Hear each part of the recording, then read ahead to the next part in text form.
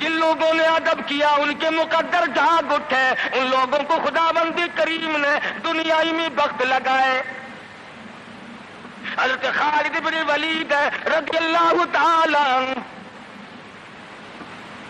اطلاع دی گئی، خبر ملی کہ عیسائی سردار عیسائی بادشاہ 1.5 لاکھ کے قریب فوج لے کر مسلمانوں پہ حملہ کرنے کے لیے آیا ہے۔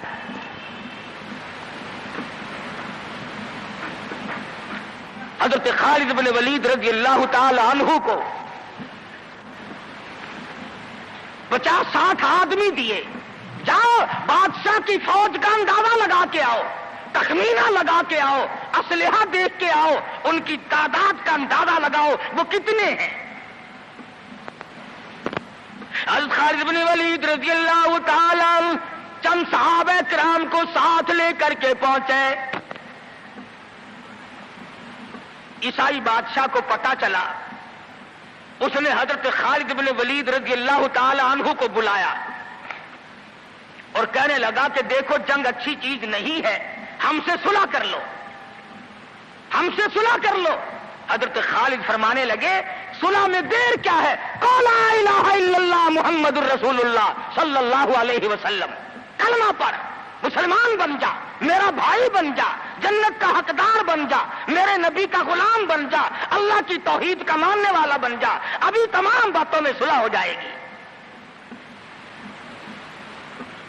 وہ کہنے لگا بڑا جلدی کلمہ پڑھا ہے، جیسے میں اکیلا بیٹھا ہوں، تو نے میری فوج دیکھی ہے؟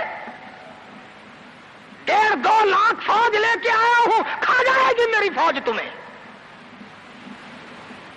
کلمے پڑھا رہا ہے۔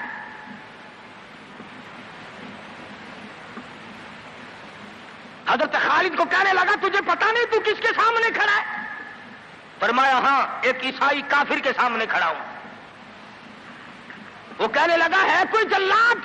فوراً تلوار لے کر حاضر ہو گئے، کہا اس گستاخ کی گردن کاٹ مارو۔ حضرت خالد کے ساتھ 2 آدمی اور تھے، انہوں نے یہ نہیں کہا ہے جی اجی ہم تو یوں ہی بات کر رہے تھے جی، اجی آپ برہم ہو گئے، اجی حضور آپ ناراض ہو گئے۔ حضرت خالد نے یہ نہیں فرمایا کہ باہر والوں کو اطلاع کر دو، وہ 50-60 آدمی تو ہمارے ساتھ مل جائے۔ 2 ساتھیوں کو فرمایا اب ایک دوسرے کی طرف مت دیکھنا، تلوار نکال لو، انشاءاللہ حوض کوثر پہ ملاقات ہوگی۔ 3 آدمی 1.5-2 لاکھ کے مقابلے میں ٹکرا گئے، یہ نہ سوچا کہ ہوگا کیا۔ حضرت خالد بن ولید رضی اللہ تعالیٰ عنہ اور 2 ساتھی اور تمام کافروں کی فوج میں گھر گئے، جنگ شروع ہو گئی۔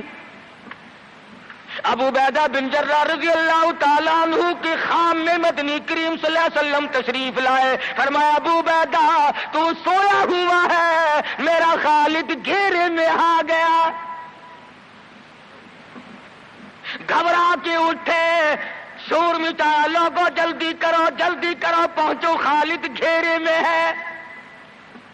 حضرت خالد کی بیوی ام تمیم سنتی ہے، کہنے لگی نہیں مجھے یقین نہیں آتا، میرا خالد گھیرے میں آنے والا نہیں، آ ہی نہیں سکتا۔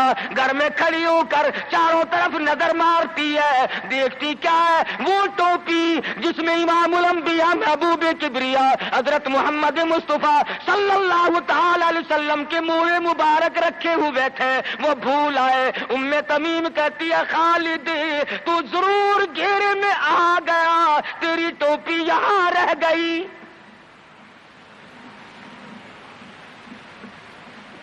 ام تمیم نے ٹوپی لے کر کے شور نہیں مچایا، کپڑے نہیں پھاڑے، چہرہ نہیں نوچا، ابو عبیدہ کے پاس نہیں آئی، بغل میں ٹوپی دبائی، برقع اوڑھا، گھوڑے پہ سوار ہوئی، تلوار لے کر گھوڑے کو سرپٹ چھوڑ دیا۔ صحابہ دیکھ رہے تھے، ارے یہ کون ہے؟ یہ کوئی جاسوس معلوم ہوتا ہے، اسے پکڑو۔ صحابہ نے گھوڑے دوڑائے، گھیرے میں لے لیا، پوچھا برقع پوش تو کون ہے؟ کہنے لگی نہ چھیڑو، خالد کی بیوی ام تمیم ہوں۔ تو کہاں چلی ہے؟ کہنے لگی میرا خالد گھیرے میں آ گیا، ٹوپی گھر پہ بھول گیا، وہ پہنچانے چلی ہوں، ہمیں دے دے ہم پہنچا دیں گے، تو عورت ذات ہے۔ کہنے لگی خالد کی جو قدر میں جانوں تم نہیں جانتے،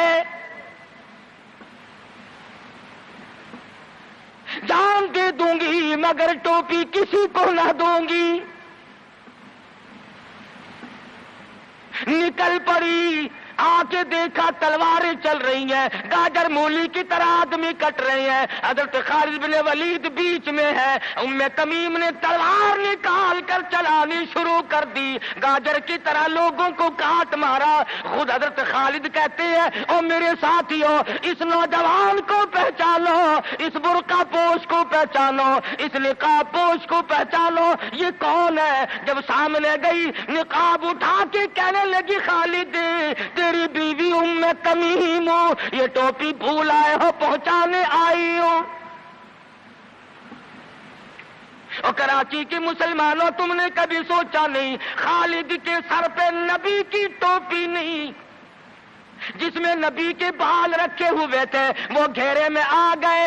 آج تیرے پاس قرآن نہیں، تو گھیرے میں ہے۔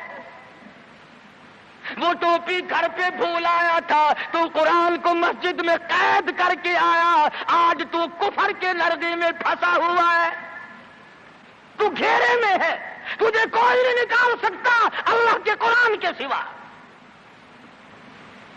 تم کتنی عسکری طاقت بڑھاؤ، تم تعداد بڑھا لو، تم چھوٹے بڑے زور لگاؤ، کتنی تم کوشش کرو، خدا کی قسم جب تک تم اللہ کا قرآن لے کر کے نہیں بیٹھتے اس وقت تک تمہارا گھیرا نہیں ٹوٹ سکتا۔ تم نے اللہ کے قرآن کو مسجد میں قید کر دیا،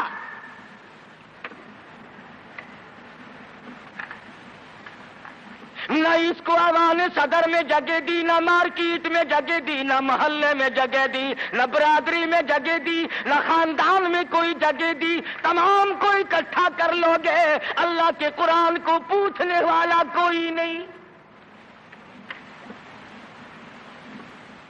کون پوچھے؟ حضرت خالد تو صرف ٹوپی بھول کر آئے تھے، ہم نے قرآن ہی بھلا دیا، نبی کی سیرت کا آئینہ بھلا دیا۔ خدا کی قسم نبی نے امانت تمہارے سپرد کی ہے، میدان حشر برپا ہوگا اور اللہ کا پیغمبر کھڑا ہو کر تم سے مطالبہ کرے گا لاؤ میری امانت کہاں ہے۔ کچھ لوگ کہیں گے اور جی ہم تو عشق کی وجہ سے ایسا کر بیٹھتے ہیں، محبت میں ہمیں پتہ ہی نہیں چلا قرآن کہاں رہ گیا، محبت میں ہمیں پتہ ہی نہیں چلا قرآن رہ کہاں گیا۔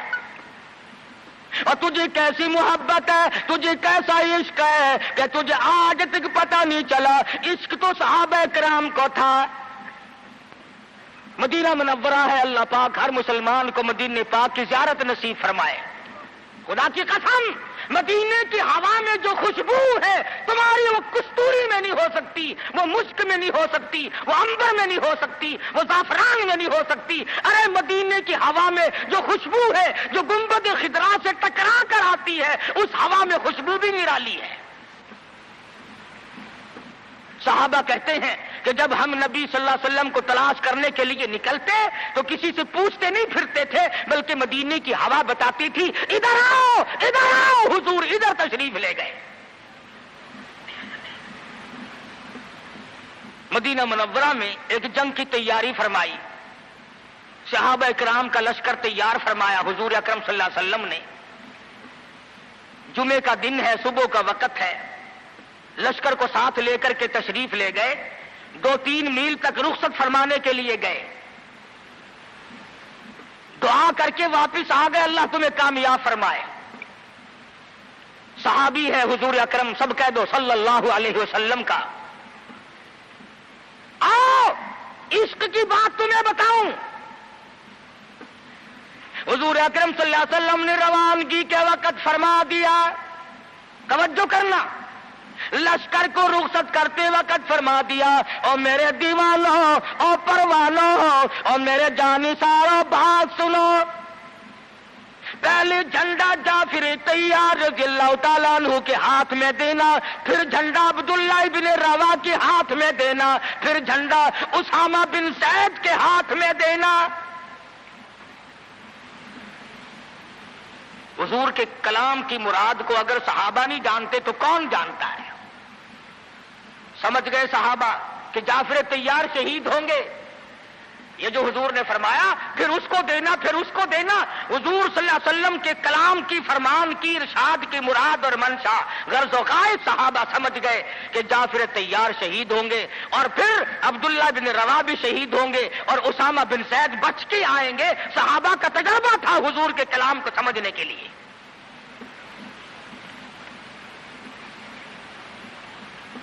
عبداللہ ابن روا رضی اللہ تعالی عنہ نے سوچا کہ تسلی تو میری ہو گئی کہ میں شہید ہوں گا، اس جنگ میں واپس نہیں آؤں گا، مگر چلو جمعے کا دن ہے، سواری میری بڑی تیز ہے، میں آخری جمعہ سرکار دو عالم صلی اللہ علیہ وسلم کے پیچھے کیوں نہ پڑھوں اور جمعہ پڑھ کے جاؤں گا، ایک مرتبہ اور اپنے آقا کا دیدار کروں گا۔ واپس مدینے میں آئے، گھر نہ گئے، بیوی بچوں میں نہ گئے، باغ و بہار میں نہ گئے، فصل باڑی میں نہیں گئے، لوگوں میں نہیں گئے، سیدھے مسجد نبوی میں تشریف لائے۔ جمعے کی نماز کے بعد مدنی کریم صلی اللہ علیہ وسلم سے سلام کیا۔ حضور نے فرمایا عبداللہ میں نے تو تجھے صبح رخصت کیا تھا لشکر کے ساتھ، تجھے صبح روانہ کر دیا تھا، تو چلا گیا تھا فوج کے ساتھ۔ عرض کیا یا رسول اللہ میرے ماں باپ قربان ہو جائیں، آپ کے فرمان سے میں نے یہ اندازہ لگایا کہ میں شہید ہو جاؤں گا، میرا یہ آخری جنگ ہے، یہ آخری جہاد ہے۔ میرے دل میں ایک بات آئی، آج جمعے کا دن ہے، اپنے آقا کے پیچھے جمعہ بھی پڑھوں، آخری جمعہ پڑھوں اور آخری دیدار کر کے جاؤں۔ اب تھوڑے سے مجھے آپ بول کے بتائیں عبداللہ ابن رواح کا یہ عشق ہے کہ نہیں؟ کوئی ڈر کی بات نہیں، کوئی خوف کی بات نہیں، بیوی بچوں کی محبت نے نہیں کھینچا، باغوں کو دیکھنے نہیں گیا، بچوں سے ملاقات کے لیے نہیں گیا۔ ارے حضور کا عشق ہے، کہتا آخری جمعہ، آخری دیدار، آخری ملاقات۔ اور عرض کیا میرے آقا میں اپنے ساتھیوں کو جا ملوں گا، میری سواری بڑی تیز ہے۔ امام الانبیاء محبوب کبریا حضرت محمد مصطفیٰ صلی اللہ علیہ وسلم کا چہرے انور سرخ ہو گیا۔ فرمایا عبداللہ تو ساتھیوں کو نہیں مل سکتا، نہیں مل سکتا، جب تیرے ساتھی جنت میں جائیں گے 500 سال بعد میں بہشت میں جا سکے گا۔ کیوں؟ اس لیے چاہے تم عشق کے تحت آئے، محبت کی وجہ سے آئے، جذبے کی وجہ سے آئے، جمعے کے لیے آئے، میرے دیدار کے لیے آئے، میری ملاقات کے لیے آئے، جب میں نے رخصت کر دیا تھا میرے حکم میں تاخیر کیوں کی؟ پتا چلا عشق بھی وہ مقبول ہے جو حضور کی غلامی کے اندر ہو۔ غلامی سے باہر جو عشق ہے وہ عشق نہیں، وہ فریب ہے، وہ دجل ہے۔ آج آپ دیکھ لیں، نام دیکھو، شکل دیکھو، نام ہوگا عاشق رسول اور شکل دیکھو تو خدا کی قسم بالکل ایسا معلوم ہوگا جیسے اندرا کا بھتیجا ہو۔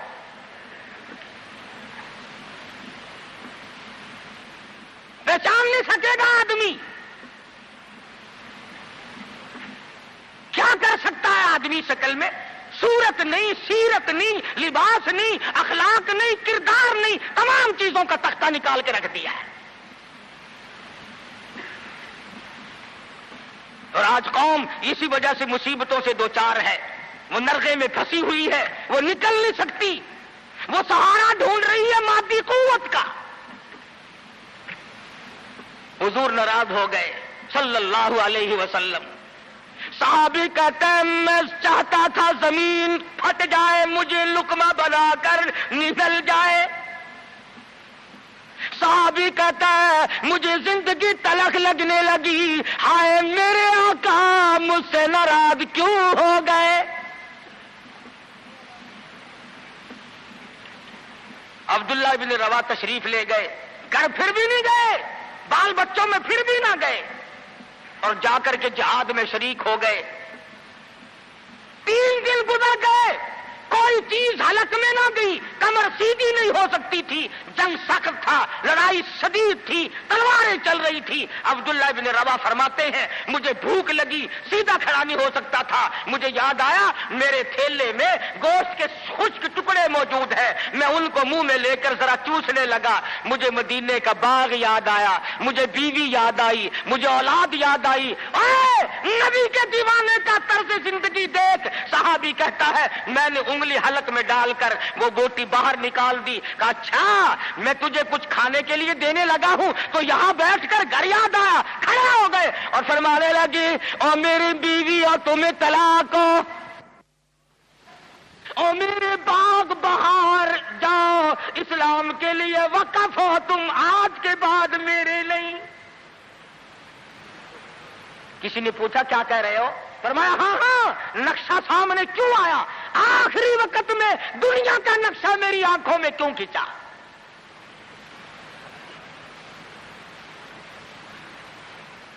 صحابی نے اپنے دل میں تصور بھی لانا اچھا نہ سمجھا، میری عاقبت خراب نہ ہو جائے، میری آخرت نہ بگڑ جائے۔ عبداللہ بن روا تلوار لے کر کھڑے ہو گئے۔ کسی نے لکھا 3 دن کا، بعض نے لکھا 5 دن کا بھوکا صحابی ٹکڑے ہو گیا۔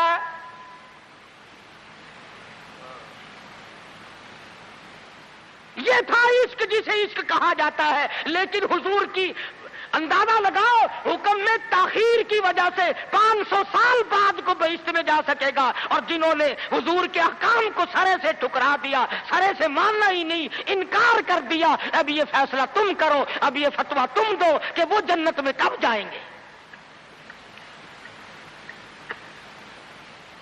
امام الانبیاء محبوب کبریا حضرت محمد مصطفیٰ صلی اللہ تعالی علیہ وسلم کے دیوانوں نے حد کر دی، پروانوں نے حد کر دی، جس صورت سے بھی ان کو لگایا گیا اسی صورت سے وہ آگے بڑھتے رہے۔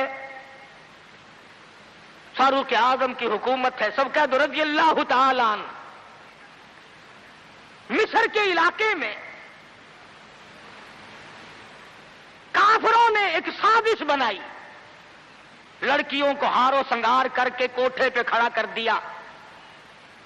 پروگرام مسلمانوں کو پہلے معلوم ہو گیا کہ مسلمان فوج کے کلچر کو تباہ کرنا چاہتے ہیں، مسلمان کے اخلاق و کردار کو برباد کرنا چاہتے ہیں۔ فاروق اعظم کو خط لکھا، اور راستہ کوئی نہیں فوج کے گزرنے کا، ایک ہی راستہ ہے، اور اس راستے کو خراب کر دیا گیا، اس راستے میں کانٹے بچھا دیے گئے، حسن کی دولت بکھیر دی گئی تاکہ مسلمانوں کا دل خراب ہو۔ ارے یہ کافر کا بھی عقیدہ ہے کہ اگر مسلمان کا پاؤں پھسل گیا پھر یہ جہنم سے اڑے نہیں ٹھہرتا۔